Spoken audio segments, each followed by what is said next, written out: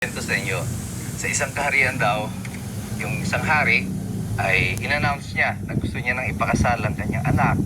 Ang unika iha niya si Sandra, na kanyang prinsesa. At sabi niya, sino mang makapagbibigay sa akin ng isang kasinungalingang malapit sa katotohanan, sa kanya ko ipapakasal ang aking anak.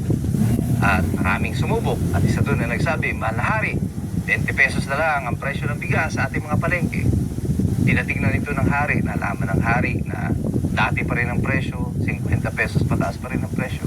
Binalikan niya yung tao at sinabi sa kanya, pugutan ng ulo yan. Layo sa katotohanan ng kanyang kasinungalingan. Ang sumunod, sabi ng isa, mahal na hari, hindi nababaha dito sa ating kaharian sapagkat mayroon tayo 5,000 flood control projects. Ganun ba? Sabi ng hari. Pakitignan niya yung mga proyektong sinasabi nila.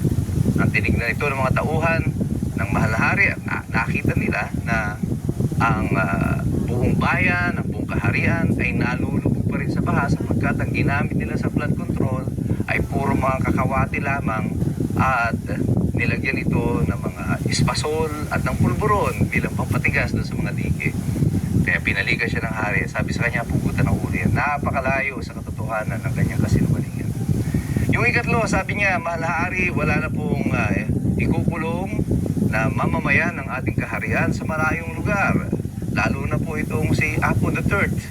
At hindi po siya makukuha ng high CC. At sabi niyang hari, ganun ba? Sige, bisitahin niyo kasi Apo III, tingnan niyo. At nakita nila doon sa kanyang tahanan, wala si Apo III. At nalaman nila, ikinulong na pala siya sa high CC.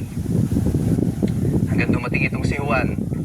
At si Juan, sabi niya sa mahal na hari, mahal na hari, kayo po ay lumabas sa puwet ng nanay ninyo. Tumayo ang hari, galit na galit. Sabi kay Juan, kasinungalingan yan. Sabi ni Juan, tama po, pero ganito lang yan kalayo sa katotohanan.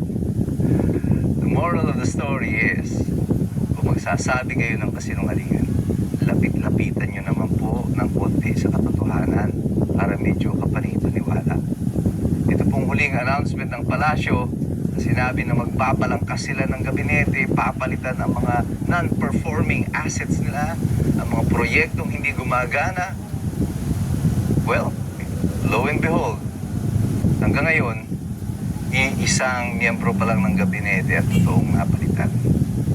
And all the rest, na-retain, kundi kaya inilipat lamang ng posisyon. Mula pa noon, hanggang sa kasalukuyan, paulit-ulit na lang, parang ang administrasyon na ito, nilulunod na lang sa kasinungalingan ng mga mamamayan. Sabi ko nga noon, tinatrato tayong parang mga kaputi. Tinatago tayo sa dilim at pinakakain tayo ng dumi ng kabayo. We are being kept in the dark and we are being fed with horseshit. Pero lahat ng ginagawa po nyo na yan sa mamamayan ay mayroon pong balik sa inyo. Kasi dadating ang panahon, pupugutan kayo ng ulo ng totoong mga hari. Ang hari po dito ay hindi ang Pangulo sa kwento natin. Ang hari po dito ay ang sambayan ng Pilipino na patuloy na naloloko sa ganitong klase ng uri ng pamumuno na meron tayo. We deserve better ang sambayan ng Pilipino. Hindi po tayo makakaahon sa kahirapan kung ang pamahalaan natin ay walang ibang inaabala o inintindi kundi ang pamumulitika. Kaya tayo pong lahat, patuloy tayong mag-participate, mag-cooperate, mag-matsyag. Pagkat mahirap pong makialam ang taong walang alam. God bless you. God bless us all.